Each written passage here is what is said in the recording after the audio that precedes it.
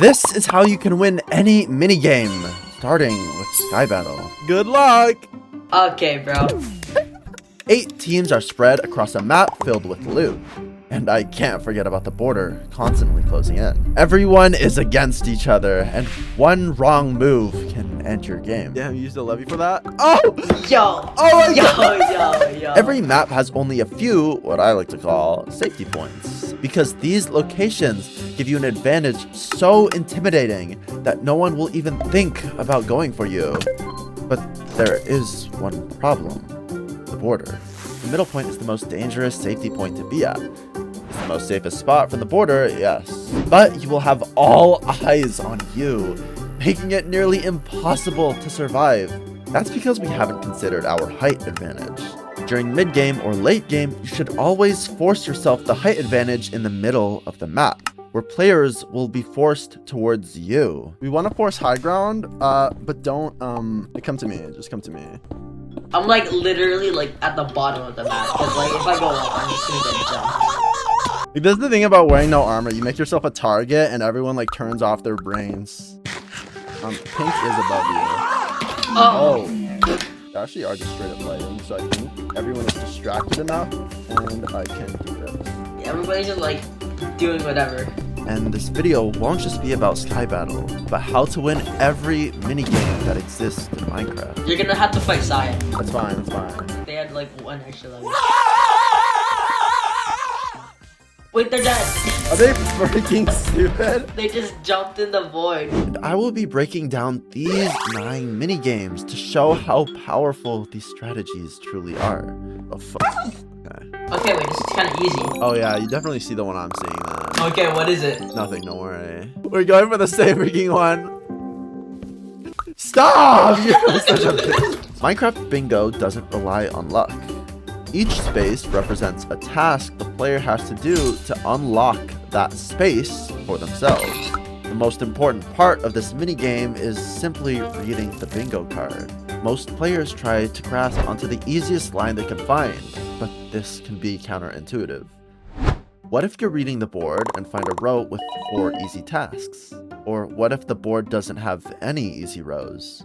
There is actually a way to read your entire bingo board from one glance and instantly know the most optimal route. First, look at your middle space, the most important as it holds the most rows, and it will help you determine if they're even worth it. Look at your corners, then the sides, then the corners of the center space. By then, you will have read most of the board and have found several routes you like. You can ignore the leftover spaces. Just look at the spaces you haven't checked within the rows you are interested in. After checking the leftovers, you now have the easiest bingo row on the entire board. But will it be strong enough to beat a Diamond 1 speedrunner? These like zombies are like using ESP. I have 7 steak on me. I've got 3.5 hearts. Let's go.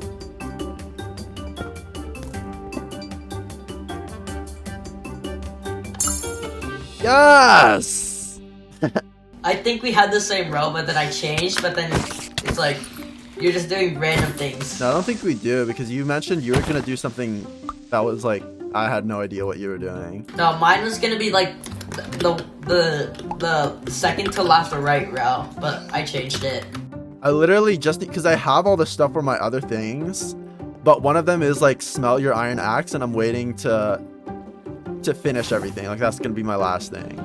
I should have got that gold. I could have mined the obsidian with a gold pick. Oh, I see you! You're about to watch me just complete all my achievements. Wait, I'm about to do like... That's 2. I need 5 XP. Yo. Whoa, what's that zombie there? Can I have that XP from him? It's okay, bro. Hey, bro.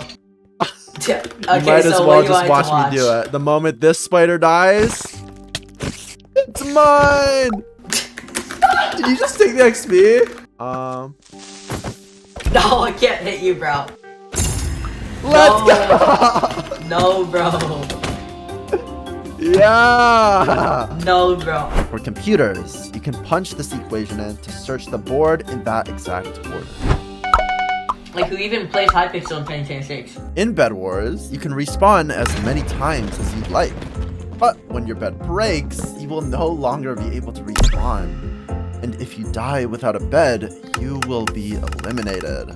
There are hundreds of strategies you can play in Bedwars, but there is a mathematically stronger purchase most players don't understand. Protection 1 costs 2 diamonds, while Sharpness 1 costs 4. Also keep in mind that Tier 1 diamond generators take 30 seconds to generate 1. Pretend there are 2 players, both with full leather and iron swords. Mathematically, Sharpness would be the stronger option, but only has a 0.21 HP advantage against someone that went for protection, which was half the price. Now, if you collect another 4 diamonds, but this time go for protection 2, you now have an advantage, doing 0.5 HP more than the Sharpness player. Because the player with Sharpness will have an advantage before the protection player upgrades their gear to protection 2, the player that chose Sharpness will have the advantage in fights between 2 minutes into the game to 3 minutes into the game. Any time before or after this time frame, they will no longer have an edge against someone who went for protection. And for 3v3s and 4v4s, diamond upgrades are a bit more expensive. So Sharpness rushes would only have the advantage between 4 minutes to 7.5 minutes into the game. The more you upgrade this protection, the stronger of an advantage you will have with resistance. Just don't fall into the void. They're pillaring up. No. Okay, what are we doing? We're just like, I guess we'll go to height limit. I have no more blocks. Why are you? You could break the bed, right? Yes, sir. We rushed them, and then we killed. And then one of them's dead. Actually, I'll get a mid. Here we go. Never mind. Okay, I also got jump boost pot because I have an extra emerald. Oh, and I see yellow. Oh. Geez. Where are they? Or white base. I'm going over here. I'm coming over here. I'm gonna pot up with jump boost. Gear advantage, so it's okay. Oh. I start jumping towards them with my jump boost. Do they have KB sticks? No, they don't. Oh wait, one does one shot. The other guy's one shot. He's one We have shot. better gear! We have better gear! Our gear is just stronger! And this next method is so strong that none of these strategies come even close to the level of...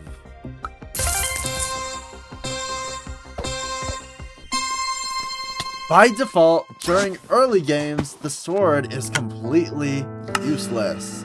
In BattleBox, players are given swords, bows, and your only armor being leather boots. In almost every BattleBox game, players will exploit the high damage by shooting the enemies before going in, putting them at a health advantage. Nearly every BattleBox game, whilst it would be more effective to run in and kill them right there, it's just simply impossible.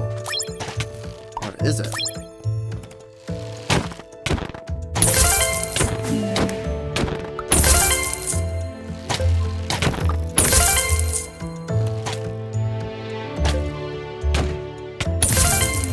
I just ate.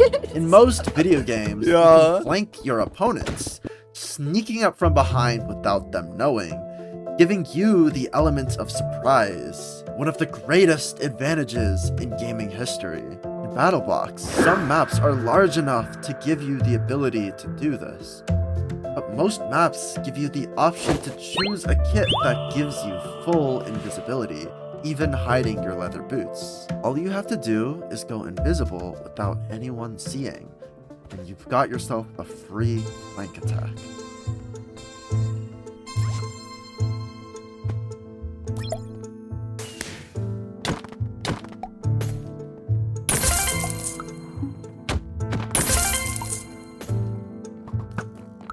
You are not getting destroyed by this guy. Dang, you can't be doing that. Mind you, that flanking is impossible to lose in. So, if you end up failing, it's simply because you failed to flank at all. Successful flank.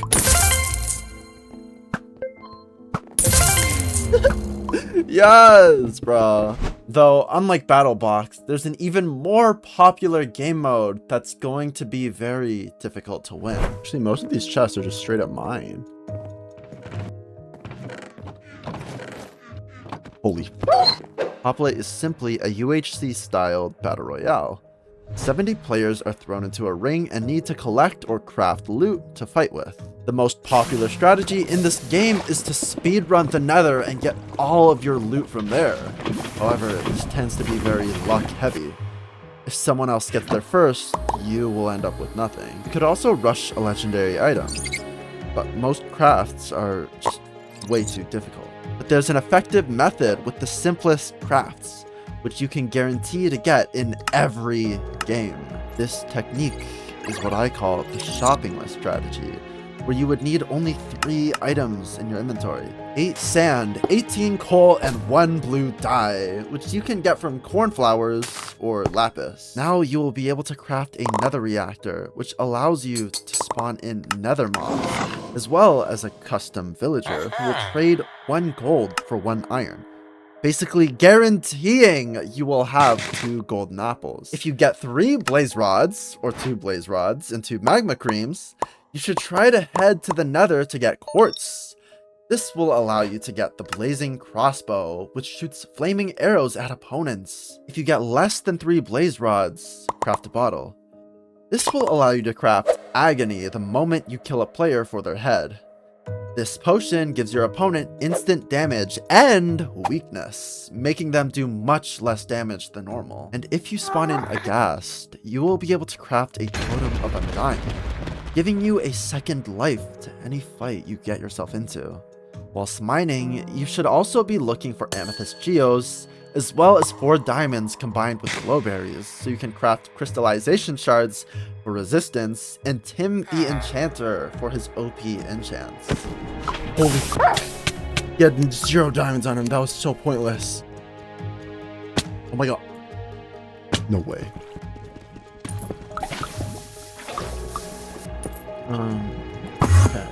Okay, so we do. Bam. Like glass, bottles, W, another reactor.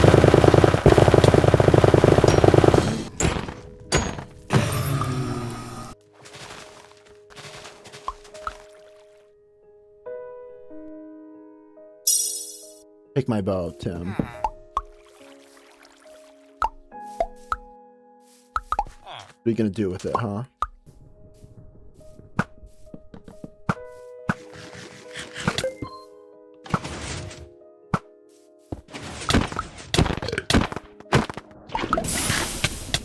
He actually tried that.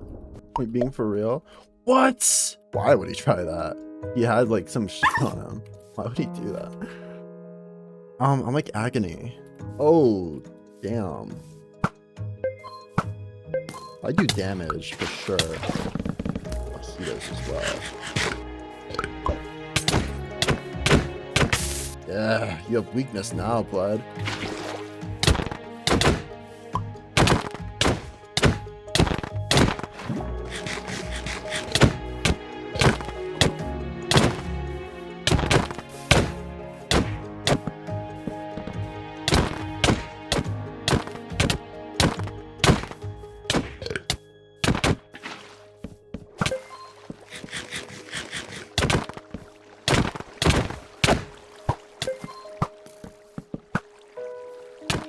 Damn! Yeah, Hoplite is very competitive, and there's still 5 extremely competitive mini-games we will have to solve to prove these strategies actually work.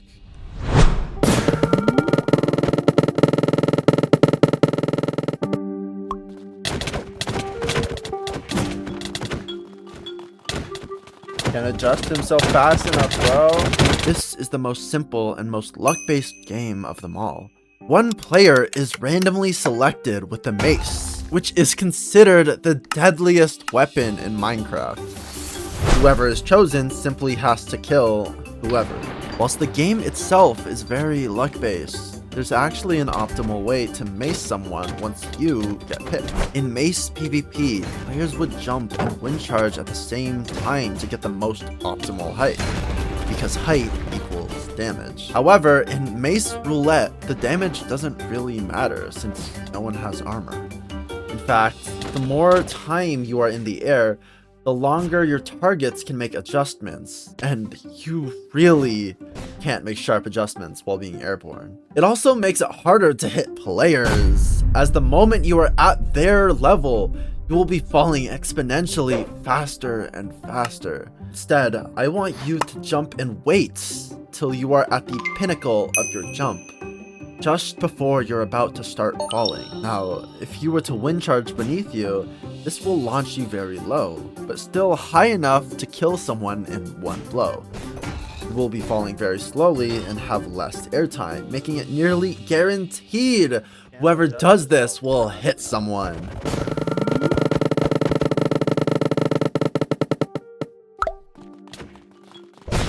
I don't have to fall that fast. I can fall extremely slow. Whoa! Try it again. Try it again. So, what if we develop the strongest strategy in a game that highly relies on strategy? Okay, I gotta let him run. Let him run. If you somehow haven't heard of Minecraft Manhunt before, basically there are hunters and speedrunners. Speedrunners have to beat the game with one life, whilst the hunters are trying to stop them by killing them. And I see his name tag. Oh my god. Yeah, so I couldn't get footage of this because naturally, the speedrunners are just like not good speedrunners. Yes! Yo, we joined last second. We joined last second and ruined their whole game. But when the hunters succeed in getting to the end, you are able to basically soft lock the end dimension using end crystals plus an arrow stasis, or cheaper, TNT minecarts. You can easily trap the end. This is because no matter how far the speedrunners go, every end portal will take them to the exact spot in the end. No matter what. Go through, Matthew. Go through. Oh, wait. I wasn't ready.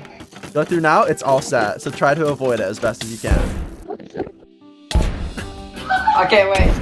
After demonstrating and explaining the math underneath every single one of these strategies, I promise you that there isn't anything else like them.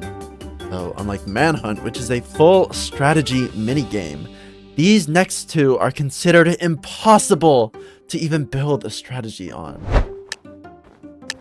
It won't happen. Good. Okay. The rainbow guy. Clear. You'd probably assume I'm just sitting up here waiting for the murderer to expose themselves right in front of me, when in reality I'm actually doing the opposite.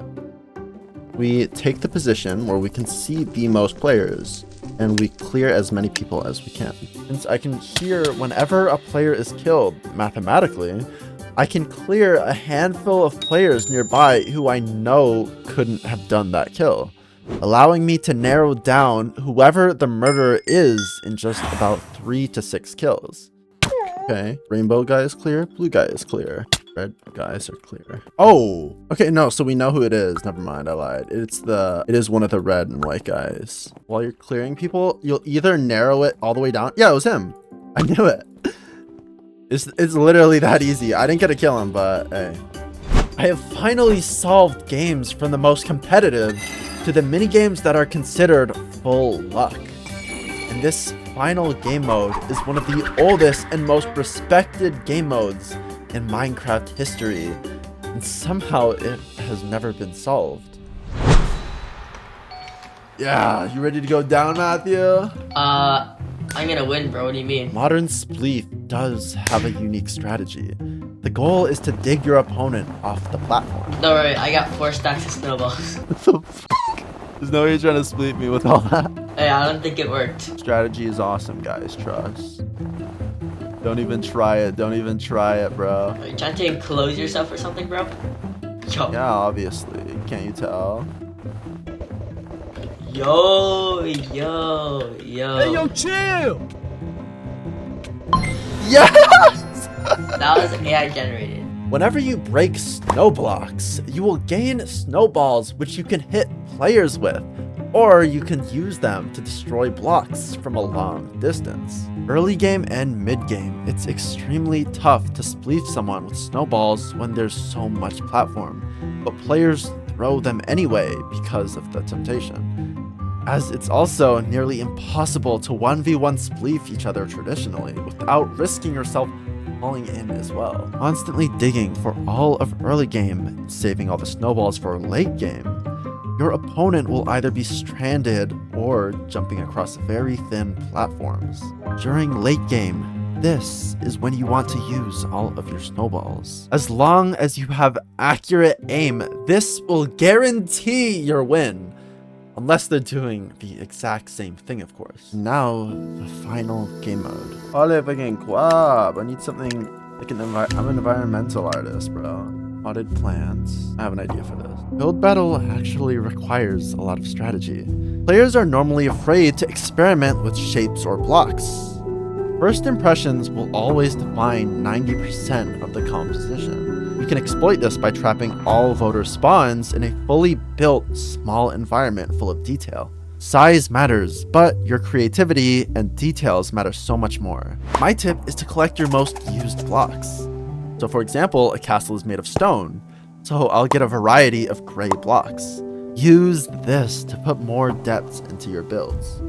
And take my advice. I'm an artist after all. Months of rain and chest pain. Tell me what's the plan? You know what? It's not bad. Yes! Amazing.